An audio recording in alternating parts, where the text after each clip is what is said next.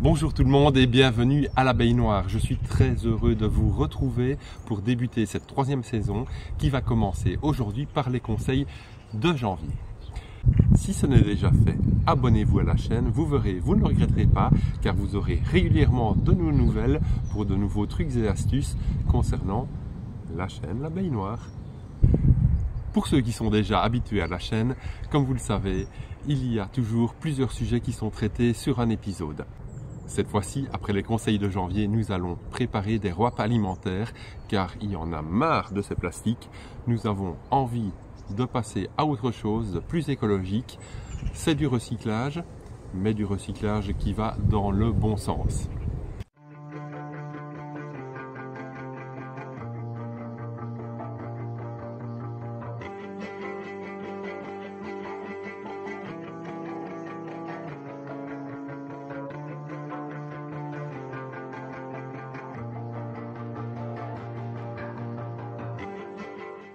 Permettre au vernis de sécher parce que les abeilles n'aiment pas ce goût-là. Je remplace la défaillante ou la plastique parmi cellules. Alors non, les abeilles ici ne sont pas des noires. Vous voyez beaucoup d'annonces. Il n'y a presque rien. Et là,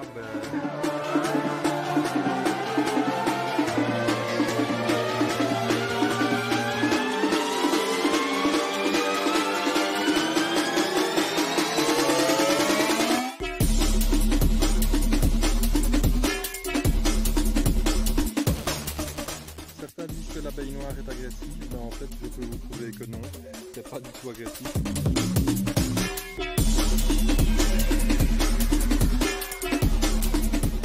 ça va durer 24 heures et puis il y aura plus de vino.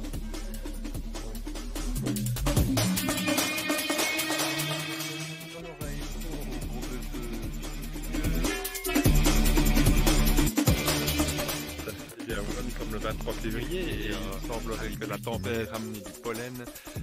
On les voit notamment dans les crocs.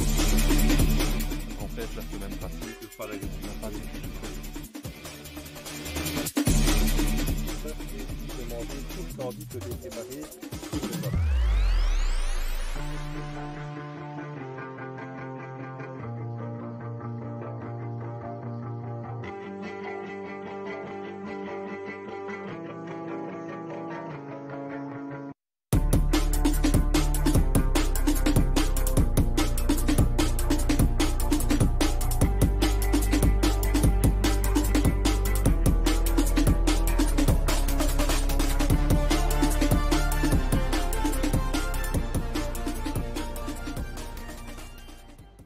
Alors pour l'instant le temps est pluvieux et venteux, ce n'est pas tout à fait les conditions espérées pour un hiver, pour le bon hivernage des abeilles, mais voilà, nous devons faire avec et bien sûr avec un temps pareil, les colonies vont très certainement reprendre l'élevage assez rapidement et d'ailleurs ça va dépendre aussi bien des températures que des floraisons et en parlant de floraison, quelques-unes commencent à démarrer. Les apiculteurs, en ce début d'année, vont commencer tout doucement à préparer leurs colonies pour qu'elles soient capables de faire les premières récoltes de l'année. En ce moment, au rucher, c'est assez calme. La reine va peut-être commencer à pondre bientôt, mais tout dépend de la météo et de l'avancée des floraisons. Quoi qu'il en soit, le premier pollen qui va rentrer sera celui du noisetier. Ce n'est pas le pollen le plus riche. Au niveau protéines, le noisetier est une plante anémophile, donc le pollen est dispersé par le vent. Or, la plupart des abeilles recherchent le pollen des plantes entomophiles, donc qui ont besoin des insectes pour féconder les fleurs, souvent celles d'ailleurs qui ont des fleurs avec des pétales attractifs. Cela dit, étant donné que c'est pratiquement le seul pollen qui se rencontre dans la nature, les abeilles vont le chercher là où il est. La prime vert des jardins, quant à elle, à paraître jolie, n'a pas beaucoup d'intérêt. Voici quelque chose de plus intéressant, ce sont les perce-neige. Eux, une fois qu'ils démarrent leur floraison, ils sont butinés activement par les abeilles. Les crocus, c'est pareil. Nous y sommes, ça arrive, dans 15 jours maximum, ils fleurissent. Un des signes que l'élevage reprend, c'est quand les abeilles commencent à venir récolter de l'eau. Ici, vous les voyez sur les pots de fleurs, c'est un terreau qui est bien humide, mais exposé au soleil et donc qui chauffe beaucoup plus vite. Les abeilles préfèrent ça que d'aller dans les flaques d'eau ou chercher des gouttes d'eau sur les brins d'herbe qui sont froids. Quand l'eau est froide et glacée, elles s'engourdissent. Ici, sur le terreau, c'est légèrement réchauffé et donc elles viennent activement. Elles en ont besoin pour diluer le miel, elles en ont besoin aussi pour commencer à faire de la gelée royale. Nous lisons souvent sur les réseaux sociaux que les abeilles viennent chercher des minéraux dans les pots. Moi, je peux vous assurer que c'est surtout de l'eau tiédie qu'elles viennent chercher, de l'eau qui a réchauffé grâce au fait que le terreau est plus chaud qu'une mare à cette époque de l'année. Et même ici, quand on a des vieilles fleurs fanées qui sont prêtes à être jetées sur le compost, eh bien, vous pouvez vous apercevoir que les abeilles vont venir récolter ce qu'elles peuvent, car à cette époque de l'année, la moindre source de pollen est super importante pour elles. Bien sûr, ce n'est pas une nourriture souhaitable pour nos abeilles, mais le fait est là, elles viennent chercher ce qu'elles peuvent. Alors, à cette époque de l'année, nous préférerions avoir des températures très fraîches, voire franchement négatives. Alors évidemment, pour l'instant, on ne sait pas faire grand-chose dans les colonies. Nous devons au maximum protéger leur quiétude. Cependant, il y a quand même quelque chose à faire, c'est de se promener très régulièrement dans les alentours du rucher pour vérifier que tout se passe bien et qu'il n'y a pas de dérangement. Cyrus profite de la visite du rucher pour dire bonjour à ses deux copines, Francine et Chantal. Pour les abeilles, l'hiver doit être synonyme de quiétude et de tranquillité. Un cas typique dès qu'il y a des arbres et surtout des bouleaux, c'est des branches qui se décrochent et qui restent accrochées et qui frottent sur les ruches. Pour éviter que les abeilles ne soient dérangées et sortent inutilement au risque de mourir, nous allons tout simplement retirer ce qui peut les déranger. Des branches, des touffes d'herbes sèches ou de petits animaux sont souvent synonymes de dérangement durant l'hiver pour nos abeilles. Durant les mois de septembre et octobre, nous aurons rétréci l'entrée des ruches. Cela permettra aux abeilles de pouvoir défendre plus facilement la ruche et empêchera les nuisibles de rentrer. Les nuisibles peuvent être aussi des petits mammifères comme les souris qui essayent de rentrer. En dessous de 7 mm, une souris ne sait plus passer et venir déranger votre colonie. Les abeilles continuent leur petite vie tranquille. Ici pareil, en septembre, nous avons refermé les entrées des trappes à pollen avec un grillage. En hiver, nous pouvons trouver très régulièrement des abeilles crevées sur le pas de porte de la ruche. Et ce n'est pas grave de trouver quelques abeilles à la sortie de la ruche. Des abeilles qui tombent, il y en a régulièrement, vraiment à la sortie. En fait, ce qui se passe, c'est que quand les températures sont froides, les abeilles sont frileuses, n'ont pas envie de sortir. Et bien sûr, il y a des mortalités naturelles qui se font au sein de la grappe. Ces abeilles tombent sur le plancher, mais dès que la température leur permet de pouvoir nettoyer, les abeilles commencent à nettoyer et expulsent les cadavres hors de la ruche. Cela dit, ce n'est pas comme en été où elles vont s'accrocher à une abeille morte, s'envoler avec et aller les porter sur plusieurs mètres de distance. Là, elles les jettent directement à la sortie et c'est pour ça que vous trouverez les abeilles crevées à l'entrée. En hiver, un autre désagrément, mais pas des moindres, ce sont les oiseaux qui ont besoin de se nourrir. Je pense aux oiseaux insectivores comme les mésanges, mais aussi les pics. Alors c'est une chance de les avoir, ils sont rares, ils sont protégés, mais ça peut faire de sacrés dégâts sur vos ruches ou vos ruchettes. Avec leur bec, ils ont vite compris qu'il suffit de s'attaquer à la paroi de la ruche pour pouvoir faire un trou et directement avec leur langue aller chercher les abeilles qui viennent se présenter à la sortie. Alors non seulement il est interdit de les tuer ou de les piéger, mais un amoureux de la nature ne le ferait pas. Par contre, il y a plusieurs parades pour empêcher ça. Le pic est super territorial. Avec un leurre en résine qui imite le pic noir, les autres pics comme les piquets pièches vont disparaître. Ils vont se sauver. Autre chose, vous pouvez aussi accrocher des rubans de papier aluminium dans les branches environnant le rucher. Le pic est très méfiant et donc ces rubans qui s'agitent en faisant du bruit et qui reflètent la lumière lui font particulièrement peur. S'il n'ose pas venir, forcément, il ne s'approchera plus des ruches.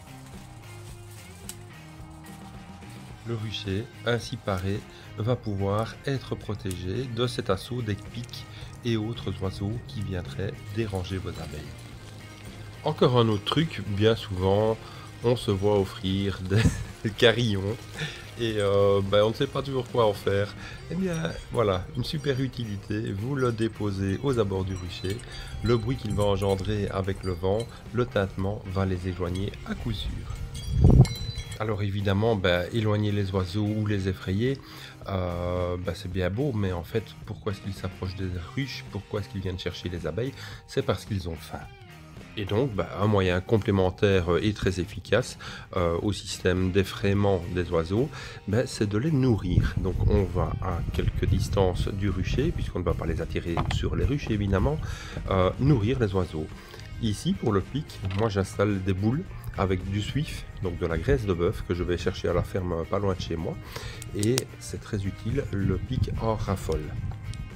Et bien sûr, il n'y a pas que les pics qui peuvent être nourris avec la graisse de bœuf, hein. Vous avez aussi des étourneaux et d'autres oiseaux qui viendront chercher. Et alors, un complément indispensable aussi, c'est de placer des graines pour nourrir les oiseaux. Vous aurez une multitude d'oiseaux qui viendront. D'une action de coup, vous protégez vos abeilles et vous permettez aux oiseaux de passer l'hiver en toute quiétude. Alors, pour ceux qui ne l'ont pas encore fait, il est vraiment temps de penser à traiter les abeilles avec une base d'acide organique comme le varomède ou d'autres traitements. C'est très important, il faut absolument assainir votre cheptel. N'oubliez pas, acide époxylane, un varroa en fin de saison, ce sera multiplié pour en faire 100. Et même si vous avez peur parce que c'est l'hiver et qu'il fait froid, regardez, il faut quelques secondes pour traiter. Imaginez donc si vous avez une multitude de varroa qui restent à cette période-ci dans la grappe, ce que ça va engendrer comme descendance et comme mort presque certaine pour votre colonie programmée. Et à cette époque de l'année commence aussi le nourrissage au candy pour les colonies qui n'auront pas suffisamment fait de réserve ou qui ont gaspillé leurs réserves en élevant du couvain. Il y a encore des races bien connues qui sont peu économes avec les nourritures, avec les réserves automnales. Donc celles-là, il va falloir les compléter. Ici, j'ai une ruche métisse, enfin les 4 le sont, et donc je dois compléter avec du candy alors que les autres n'en ont pas besoin. Il faudra donc surveiller tout au long de l'hiver jusqu'à la floraison des saules marceaux pour voir si ces abeilles n'ont pas besoin de nourriture supplémentaire. Observer les cadavres à l'entrée de la ruche permet aussi de voir si elles sont mortes de manière naturelle ou si elles tirent la langue parce qu'elles ont crevé de faim. Et si janvier et février sont des mois calmes pour les abeilles, n'oubliez pas que pour l'apiculteur, c'est le moment ou jamais de se prendre de l'avance. Préparer son matériel, préparer les cadres cirés, préparer les ruches, les peindre, enfin que tout votre matériel soit prêt, soit renettoyé, soit désinfecté, de manière à pouvoir aborder la nouvelle saison qui en mars-avril va débuter d'une manière sereine. L'apiculteur peut aussi améliorer la flore autour de son rucher, en semant des graines, en plantant des arbres. C'est vraiment l'occasion de le faire. Nous sommes en plein hiver, c'est le moment où les choses vont reprendre d'une manière très naturelle et s'installer tranquillement avant le printemps. Et n'oubliez pas, en ce moment, la période est calme. Si vous devez acheter du matériel, profitez-en pour aller chez votre marchand de matériel apicole. C'est à ce moment-là que vous aurez le plus de choix, que vous aurez le meilleur conseil, car le personnel qui travaille dans les magasins est moins débordé à cette époque et aura mieux l'occasion de vous conseiller. Et puis c'est l'occasion aussi de se demander ce que l'on va faire dans notre rucher cette année. Est-ce que cette année, on se contentera juste de récolter le miel? Est-ce qu'on va penser à faire de l'élevage? Et si oui, va-t-on produire des reines? Va-t-on produire des essaims? Les deux peut-être? Et puis il y a les autres produits de la ruche. Il y a la cire, le pollen, la propolis. Tout ça, ce sont la gelée royale, parce que si on fait de l'élevage, on peut très bien aussi faire de la gelée royale. Tout ça, ce sont des produits qui valorisent très bien le rucher et qui sont recherchés par beaucoup d'amateurs. Donc profitons-en pour se demander comment on va faire pour mettre ça en place. Quel plan va-t-on développer?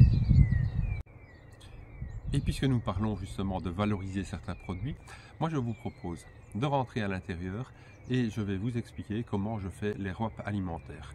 Un peu ras-le-bol du plastique, les films étirables, c'est très bien, c'est très hygiénique.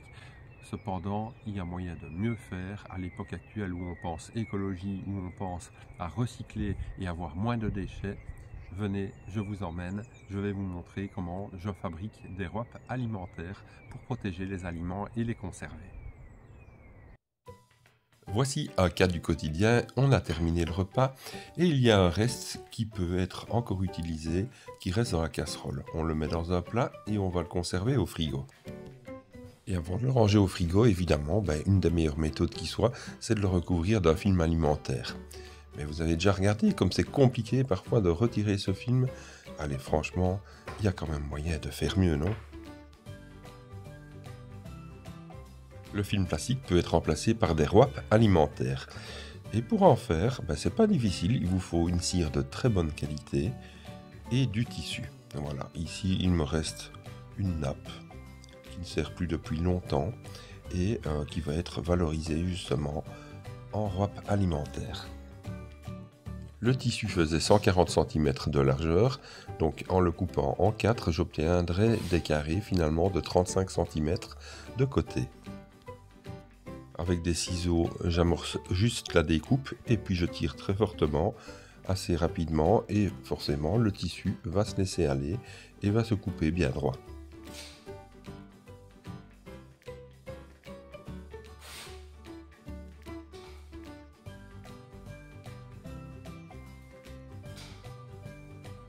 Quand les carrés seront découpés, je retirerai les quelques fils qui sont restés au bord du tissu de manière à le parer correctement.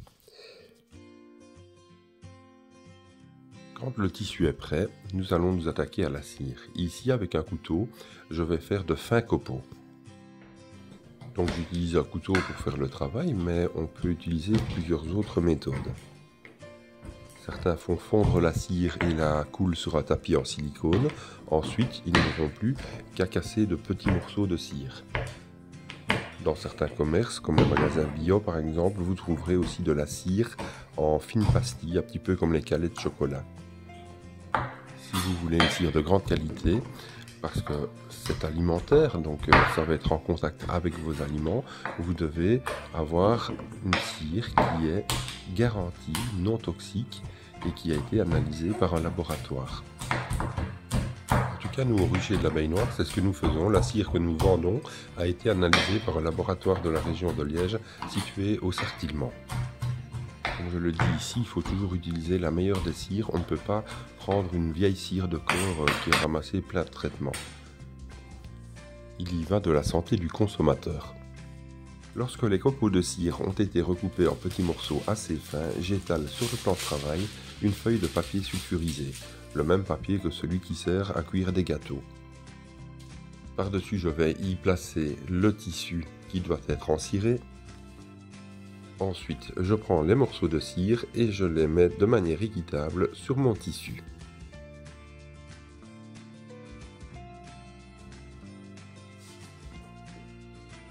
Il n'y a vraiment pas besoin de beaucoup de cire. Avec 25 grammes, je vais faire 2 carrés de tissu.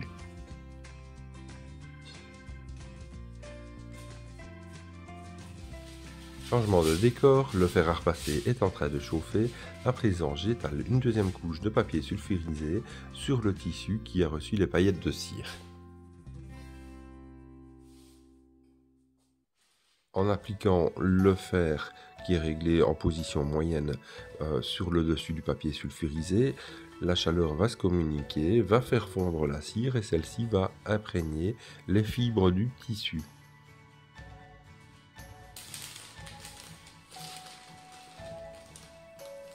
Au travers du papier sulfurisé, on voit assez facilement là où la cire a fondu correctement. On voit par transparence.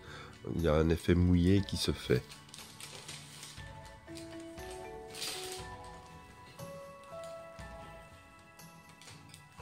Alors dans le cas présent, j'ai pris des feuilles de papier sulfurisé un petit peu trop étroites par rapport au tissu, donc je dois faire vraiment particulièrement attention à ne pas aller mettre de la cire sur la table à repasser, parce que là alors ce serait une catastrophe. À chaque fois qu'on va repasser du linge, on va imprégner de cire tout le linge, ça va faire quand même des taches grasses. Donc pour ne pas me faire enguirlander, je replie les carrés de tissu sur eux-mêmes. Comme ça, les bords seront éloignés du papier sulfurisé. Je n'aurai qu'à déplier après quand toute la cire aura bien imprégné les carrés de tissu.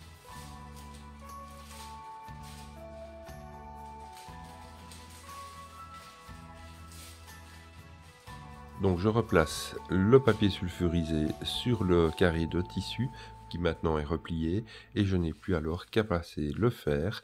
La semelle va faire fondre le reste de cire pour bien imprégner tous les bords.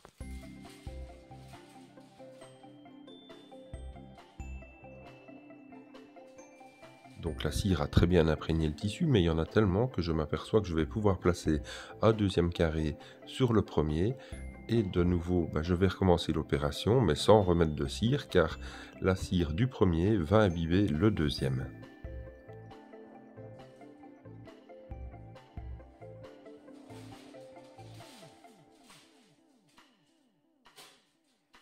Nous faisons une opération 2 en 1.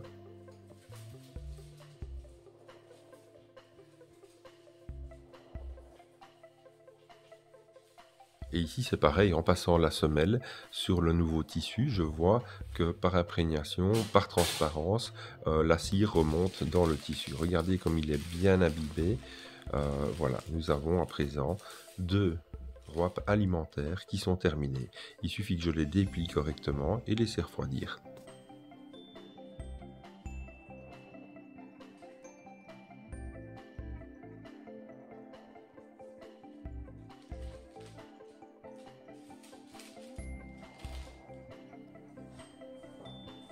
Après 4-5 minutes, le tissu est bien froid, il est rigidifié par la cire qui a refroidi. Maintenant, je peux venir en cuisine et envelopper mon plat de manière à pouvoir le protéger d'une manière efficace. Ça permettra de garder la fraîcheur et de protéger le produit. C'est pas beau tout ça ? Voilà à notre échelle ce que nous pouvons faire pour essayer d'enrayer ce plastique. Nous gagnons en durabilité et nous tendons vers le zéro déchet. C'est merveilleux, non ? Ces wraps alimentaires, s'ils peuvent recouvrir les plats, peuvent aussi emballer des aliments, comme ici des fruits que je suis en train de découper. Ça peut être des sandwichs, des tartines pour aller à l'école ou au travail. Le côté imperméable va garder la fraîcheur plus longtemps et en plus, ils sont jolis, ils sont décoratifs. Ce qui est bien, c'est qu'ils vont pouvoir servir des dizaines de fois car ils peuvent être lavés à l'eau froide, voire légèrement savonneuse, et puis séchés. Donc pour les faire, 3 solutions, le fer à repasser, la chaleur du four ou encore le pistolet à chaleur. Alors qu'en dites-vous? Vous vous y mettez aussi? Vous verrez, c'est super sympa. Voilà, j'espère que ce petit reportage vous aura donné l'envie, vous aussi, de vous mettre à préserver les choses et à utiliser beaucoup moins de plastique sur cette planète. La fois passée, lorsque nous avons fait le bêtisier, je vous ai proposé un jeu concours. Alors, je vous annonce qu'il y a 9 gagnants. Dans les prochains jours, je vais les contacter. Il fallait deviner combien il y avait de boules de Noël dans le vase que je vous montrais au pied du sapin. Et en question subsidiaire, estimer combien de bonnes réponses il y aurait. Alors, en bonne réponse, il y en a eu 0. Par contre, le nombre de boules était de 70. Alors, beaucoup s'en sont approchés, mais personne n'a trouvé la bonne réponse. Mais enfin, j'ai quand même eu des réponses à 69 et des réponses à 71. Voilà, je vous contacte très bientôt si vous avez gagné. Je vous remercie d'avoir joué avec nous et votre arbre de la chance va vous arriver très prochainement. Il est déjà temps à présent que nous nous quittions. Je vous remercie de m'avoir suivi jusqu'à présent. J'espère que vous avez apprécié ce reportage. Si vous avez apprécié, n'oubliez pas, abonnez-vous si ce n'est déjà fait. Un petit pouce bleu pour dire que vous avez aimé me ferait super plaisir. Un petit retour aussi par mail ou un petit message, tout simplement, que je puisse vous répondre. Alors je vous dis à très bientôt. Je vous souhaite une très bonne journée. Et là, je vais aller retourner au chaud parce qu'il commence vraiment à pleuvoir et j'ai pas envie de tomber malade. Allez, à bientôt. Salut.